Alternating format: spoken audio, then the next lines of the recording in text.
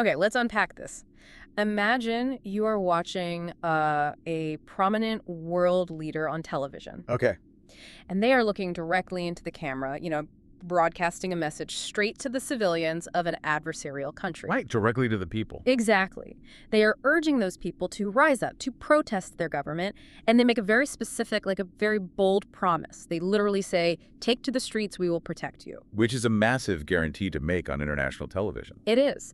But then the camera cuts away, and behind closed doors in these highly classified intelligence meetings, that exact same government is warning its allies that if those civilians actually listen, if they actually step out their front doors to protest, they will be massacred. Yeah, it is an incredible contradiction to wrap your head around. And because we are jumping into a source today that deals with raw, recently leaked intelligence about a deeply volatile war. Right, involving Israel, Iran, and the U.S. Exactly. Because of that, we really need to set the table carefully here.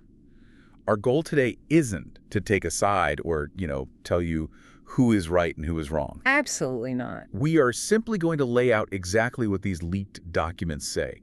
We'll explore the deeply conflicting perspectives surrounding them and let you, the listener, weigh the reality of it all with absolute neutrality. Exactly. We are here to read the map, not tell you where to drive. And I gotta say, the map you sent us for this deep dive is fascinating. It's a heavy one. It really is. It's a Patreon report that summarizes a pretty huge Washington Post investigation into a leaked U.S. State Department cable. Yeah.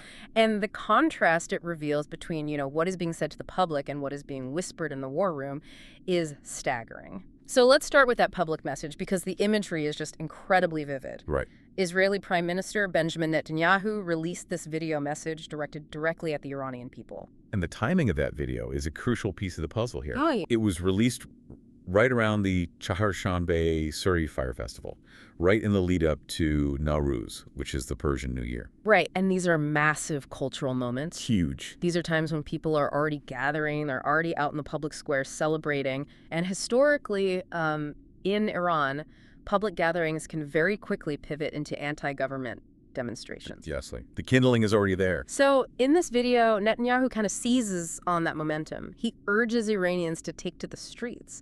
And he states that Israeli aircraft were actively targeting terrorist elements in the cities, specifically to allow the brave people of Iran to celebrate safely. Yeah. And he makes that explicit guarantee, quote, take to the streets, we will protect you, unquote. I mean, it sounds like an ironclad promise of air cover for a revolution. It really does. It's a broadcasted narrative deliberately engineered to inspire action. I mean, when you live under a heavily armed authoritarian regime, the main barrier to protesting is the fear of being killed. Right. It's the physical danger. Exactly. That message is designed to remove that fear, right? Correct. To present this umbrella of international military protection over a civilian populace that might otherwise be, terrified to mobilize. But then the source pivots. It brings in this leaked State Department cable, which was released by the U.S. Embassy in Jerusalem and actually verified by 2 State Department officials. Which means this isn't just a rumor, this is verified intelligence. Right. And this cable summarizes recent, highly classified meetings between U.S. diplomats and senior Israeli officials. We're talking people from the National Security Council, the Defense Ministry, the Foreign Ministry. Top decision makers. Yeah. And what they're saying in private completely shatters that public guarantee. Yeah. They explicitly warn the U.S. that the Iranian regime has already killed thousands of people during previous demonstrations. Yes. And they state point blank that if large numbers of Iranians take to the streets again, the people will be massacred. You have the public promise of a shield and the private certainty of a slaughter. Wait, I'm struggling to understand the logic here. To me, it feels like a general standing at the edge of a battlefield. Right. And they are cheering on an unarmed civilian to walk directly across a live minefield, promising over a megaphone that they will provide cover fire. Yeah. But simultaneously, that general is whispering to their own lieutenants that the civilian doesn't stand a chance, that they're walking into a meat grinder. That's a very vivid way to put it. But, I mean, is this just standard geopolitical doublespeak, or is there a specific strategic value in publicly encouraging a civilian uprising that your own intelligence says will end in a bloodbath?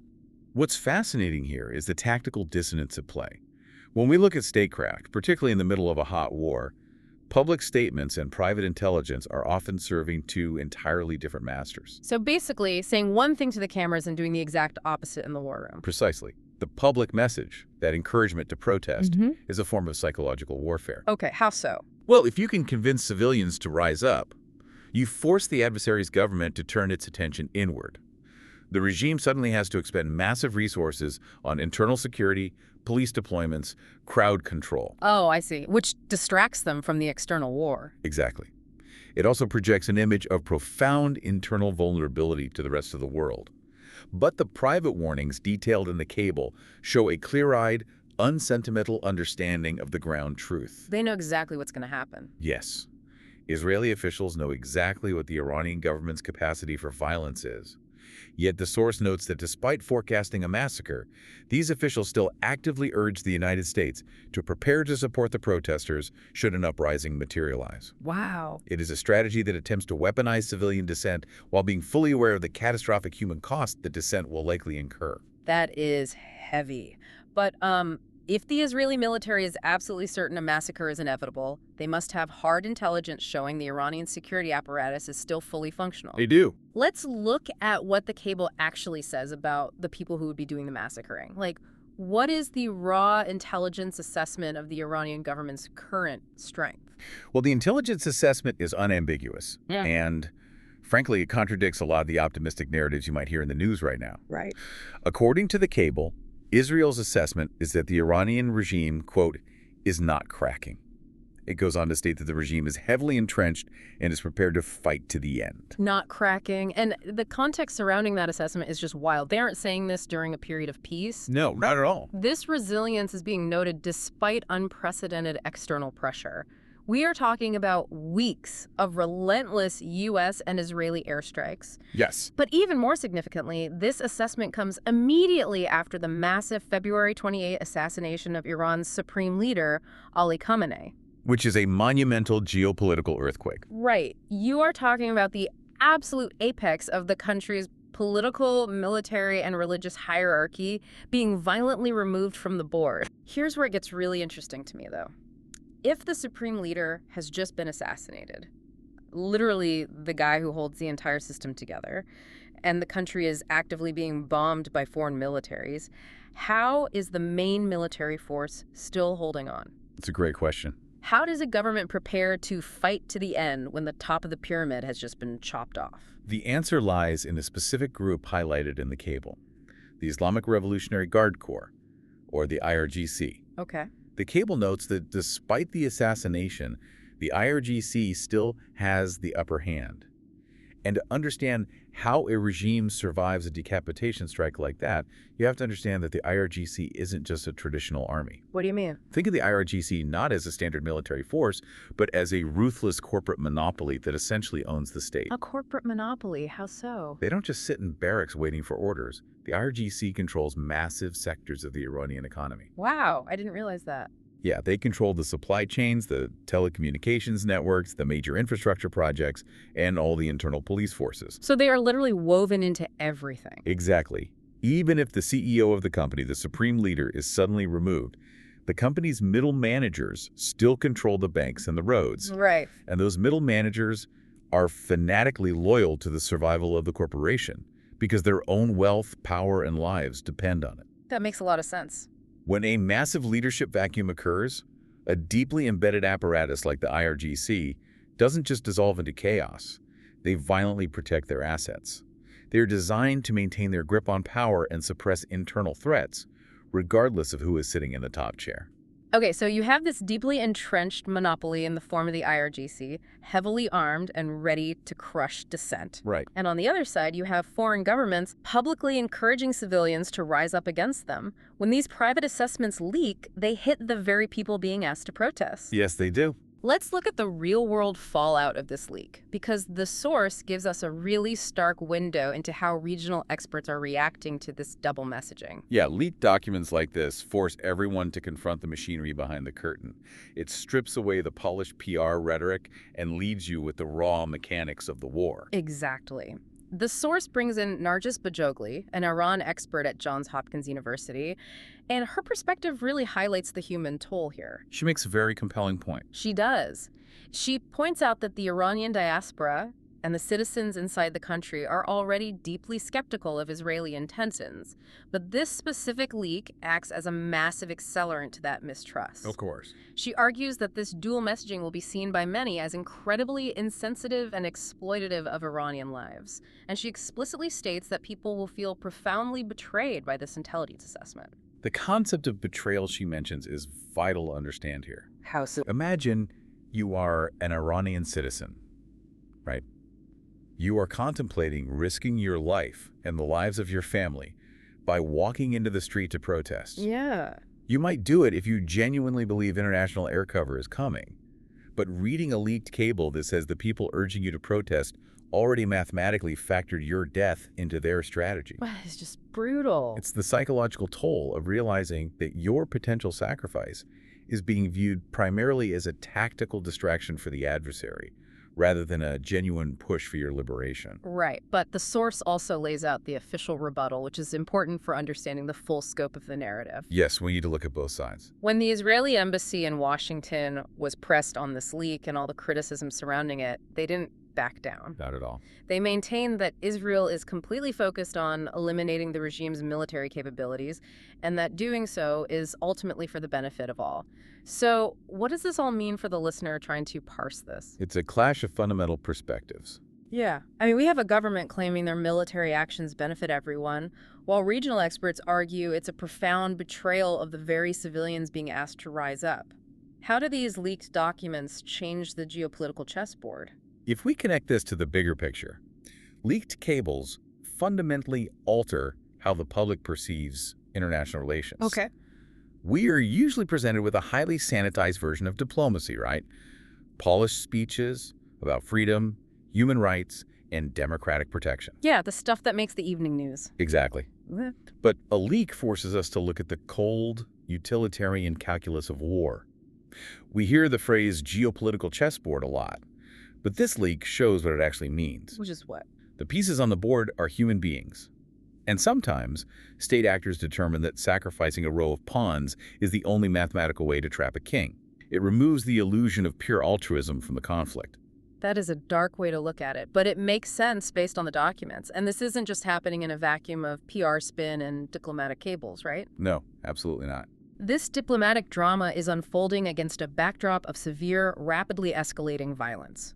The source makes it clear that this messaging war is just one symptom of a massive kinetic war. Right, and when we say kinetic, we mean active, lethal military force. The bullets are flying, the missiles are launching, the shadow war, the covert operations and proxy skirmishes that have defined this region for decades is now entirely public, and it's incredibly loud. The source details a cascading, frankly unprecedented list of assassinations. We already talked about the assassination of the supreme leader on February 28. Right. But the systematic dismantling of Iran's hierarchy goes much deeper. Israel announced it killed Iran's intelligence minister, Esmail Khatib, in a nighttime airstrike directly on the capital city of Tehran. Wow. Yeah. And this follows the targeted killings of the national security chief, Ali Larijani, and the Basij force commander, Gholam Reza Soleimani. And we really need to pause on those specific names, because they aren't just random generals. Right, they have very specific roles. Exactly. The intelligence minister controls the flow of internal secrets, espionage, and regime loyalty. The Basij force is essentially the regime's volunteer paramilitary group. The ones that deal with protests. Yes. They are the plainclothes thugs specifically deployed to the streets to brutally crush civilian protests. By taking out these specific leaders, the strikes are systematically blinding the regime's internal security apparatus. But you cannot decapitate multiple layers of a nation's security and intelligence infrastructure without triggering a massive response. No, you can't. The retaliation is inevitable. And the source notes that Iran has vowed revenge. And they aren't just using rhetoric. They have already launched retaliatory missile strikes directly against Israel. We're looking at a cycle of escalation moving rapidly from targeted assassinations to full-scale, state-on-state missile exchanges. And that level of regional escalation creates shockwaves that reach far beyond the Middle East. It forces allied governments to suddenly reckon with the scope of the war they are involved in. Which brings us to the Washington fallout. The source shifts its focus to Washington, D.C. to show the global reach of this conflict. because we are seeing massive political fractures occurring at the very top of the U.S. government. It's spilling over domestically. It really is. The report highlights the sudden resignation of Joe Kent. He was the director of the National Counterterrorism Center. Which is a massive deal. Yeah, and what makes this so significant is that he is the first senior official in the Trump administration to publicly break with the White House over the handling of this specific war. To understand the gravity of that, you really have to look at what the National Counterterrorism Center actually does. Okay, break that down for us. The NCTC is the primary hub for the U.S. government to integrate and analyze all intelligence pertaining to terrorism. The director of that center has access to virtually every piece of highly classified threat data the U.S. collects. So he sees everything. Everything. For the person sitting in that chair to resign in protest is a massive earthquake in Washington. It signals profound internal discord over the strategic direction and the foundational justifications for the conflict. And his parting words, his whistleblower claim, basically, are incredibly explosive. They really are. Kent wrote, and I'm quoting from the source here, "Iran did not pose an imminent threat to our nation, and it is clear that we started this war due to pressure from Israel and its powerful U.S. lobby." That statement directly challenges the core narrative being projected from the White House. How so? Like, what's the usual narrative? Usually when the U.S. engages in or heavily supports a major foreign conflict, the public justification relies on the concept of an imminent threat. You know, the idea that if we don't fight them over there, they will attack us here. Right. Kent, utilizing his position at the absolute center of U.S. threat intelligence, is publicly stating that the imminent threat to the U.S. did not exist. What? Instead, he is shifting the blame for the war's origin entirely onto the mechanics of domestic politics and foreign lobbying pressure within Washington. That is a huge accusation. He is arguing that the levers of American military policy were pulled by political influence rather than raw national security data. So how should a listener reconcile all these moving parts? It's a lot. It's so much. I mean, you have a brutal regional war with state-on-state missile strikes. You have a deeply entrenched regime surviving the assassination of its supreme leader. Yeah. You have this controversial double-speak diplomacy where public promises of protection mask private warnings of massacres. And now you have massive political fractures within the U.S. government, with the counterterrorism chief resigning and claiming the entire war is the result of lobbyist pressure. How do we synthesize this? It is incredibly disorienting, but the way to make sense of it is to recognize that the source material illustrates how modern warfare is an interconnected ecosystem. Okay. Intelligence, public relations, and domestic politics do not operate in silos. They are inextricably linked. You cannot separate Netanyahu's public video message from the classified State Department cable, just as you cannot separate the targeted assassinations in the streets of Tehran from the sudden resignation of an intelligence director in the halls of Washington. It's all one big machine. Exactly. The military actions on the ground drive the political narrative, the intelligence assessments shape the military strategy, and the domestic political fallout is the messy, unavoidable price paid for all of it. This leak just happens to turn the lights on, allowing us to see the entire machine working at once. That is a perfect way to put it. And that brings our deep dive to a close today. We really covered a lot. We have covered a tremendous amount of ground, and I want to thank you for joining us on this intense exploration. Yes, thank you for listening. To quickly recap the main nuggets we pulled from the source, we started by untangling the stark disconnect between the public encouragement urging Iranian protesters to take to the streets and the private Israeli intelligence warning that those same civilians would be walking into a massacre. We explored the corporate monopoly-like resilience of the IRGC, proving that the regime's military apparatus is not cracking even after the assassination of Supreme Leader Khamenei. Yeah. And finally, we examined the wider chaotic fallout.